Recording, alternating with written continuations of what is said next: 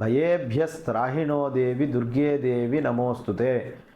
మాఘమాసంలో సూర్యారాధన పూర్వక మహాలక్ష్మి సహిత కోటి కుంకుమార్చనలో భాగంగా ఉదయం నుంచి అమ్మవారికి అత్యంతమైనటువంటి విశేషమైనటువంటి క్రతువులు అమ్మవారికి జరిపించుకుంటూ ఉంటాం. అక్కడితో పొద్దున కుంకుమార్చన, సూర్యారాధన, అమ్మవారికి పూజాది విశేష అర్చనలు ఇవన్నీ జరుగుతూ ఉంటాయి. ప్రదోషకాలం వచ్చేటప్పటికి అమ్మవారిని ఆనందింపచేసేటువంటి సమయం అది. సకల దేవతలు కూడా సంధ్యాకాలంలో ప్రసన్నమవుతారట. ఆ సమయంలో అమ్మవారికి 6:30 నుంచి విశేష హారతులు, అంటే విశేషం అంటే ఏమిటండి అంటే 21 రకాల హారతుల్ని ఇక్కడ మనం ఇవ్వబోతున్నాం. 21 రకాలంటే ఎలాగా? 1, 2, 3, 4, 5, 6, 7, 8, 9, 10, 11. 1 అనేది అమ్మవారి స్వరూపంగా, బిందు రూపమైనటువంటి అమ్మవారి స్వరూపంగా 1, అమ్మవారు అయ్యవారి స్వరూపంగా 2, బ్రహ్మ విష్ణు మహేశ్వర స్వరూపంగా 3, వేదస్వరూపంగా 4, పంచభూత స్వరూపంగా 5, షట్చక్ర స్వరూపంగా 6, సప్త జిహ్వలుగా 7, అష్టచక్రాలుగా 8, నవదుర్గలుగా 9, దశ మహావిద్య స్వరూపమైనటువంటి అమ్మవారి రూపంగా 10, ఏకాదశ రుద్ర స్వరూపంగా 11 హారతులు ఇవ్వడం అనేది జరుగుతుంది. దాంతోపాటుగా సింహహారతి, గజహారతి, శంఖహారతి, చక్రహారతి, సర్పహారతి, బిల్వహారతి, అలాగే నక్షత్రహారతి, ఏకహారతి, కుంభహారతి, ఇలా చాలా రకాలటువంటి 21 రకాలటువంటి హారతుల్ని అమ్మవారిని ఇవ్వడం జరుగుతుంది. ఆ 21 హారతుల యొక్క జ్యోతులే దగ్గరలో ఒక 300 త్రిశతి అంటే 300 స్వరూపంగా ఉంటాయి హారతులన్నీ కూడాను.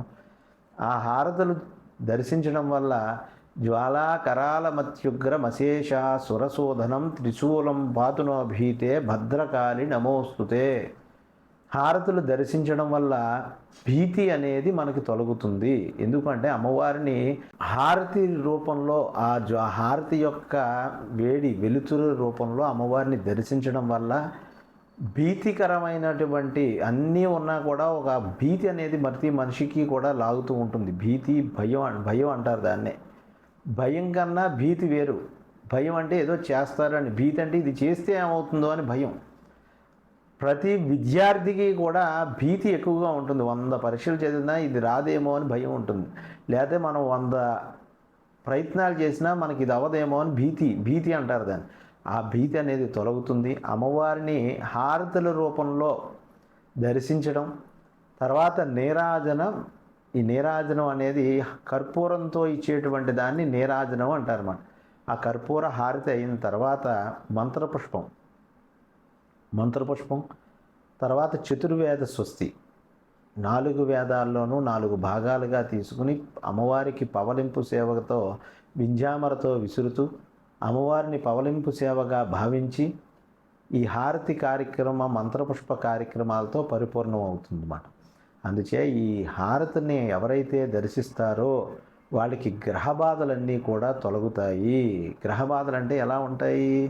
భీతి అనేది ఒక గ్రహం వల్ల అవుతుంది, భయం అనేది ఇంకో గ్రహం వల్ల అవుతుంది, వ్యాపారంలో కలిసి రాకపోవడం ఒక రకమైన ఇబ్బందులు, విద్యార్థి వాడికి అన్నీ చదువుకున్న అవకాశాలు రాకపోవడం, ఇలాంటి భీతికరమైన వాతావరణం గ్రహశాంతి కలిగి వాళ్ళ అమ్మవారిని హారతి వెలుగులో దర్శించడం వల్ల వీరికి భీతి అనేది తొలగి అక్కడి నుంచి సుఖమైన జీవనం పొందగలుగుతారు. హారతి సమయాల్లో అమ్మవారిని అందరూ దర్శించి ఆ దర్బారు సేవలో అమ్మవారిని పొగడ్డం మాట. అమ్మ నువ్వు అంత మించినావిడ లేదు అని ఆవిడని సంతృష్టి చెంది ఆ సమయంలో మనం నుంచి కూడా వివిధ రకాల పూజలతో అమ్మవారిని రకరకాల అప్లికేషన్స్ పెట్టుకుంటూ ఉంటాం. అమ్మ నాకు ఇది ఇల్లు కావాలి, లేకపోతే మా అబ్బాయి అమెరికా వెళ్ళాలి, లేకపోతే ఇంకోటి రకరకాల కోరికలన్నీ అక్కడ కోరుకుంటూ ఉంటాం. ఆ ప్రదోషకాల దర్బారు సేవ సమయంలో అమ్మవారి దగ్గర ఎవరైతే కోరికలు కోరుకుంటారో, ఎందుకంటే ఆ పొద్దున్నుంచి చేసేటువంటి పూజాది క్రతువుల యొక్క ఫలాన్ని ఆ క్షణాన్ని అమ్మవారికి ధారాదత్తం చేయడం జరుగుతుంది. ఆ మంత్ర చైతన్యం ద్వారా ఆవిడికి చైతన్యం కలిగి మనకి ఏ అయితే కోరికలు ఉంటాయో అవన్నీ నివృత్తి అవన్నీ పొందగలుగుతాం అన్నమాట. అందుచేత అందరూ కూడా ప్రదోషకాలం 6:30 ప్రాంతంలో హారతులు 6:30 సరిగ్గా అదే సమయానికి ప్రారంభమవుతాయి. అందుచేత ఈ సందర్భాన్ని అందరూ కూడా సద్వినియోగం చేసుకుని అమ్మవారి అనుగ్రహం పరిపూర్ణంగా పొందగలరు.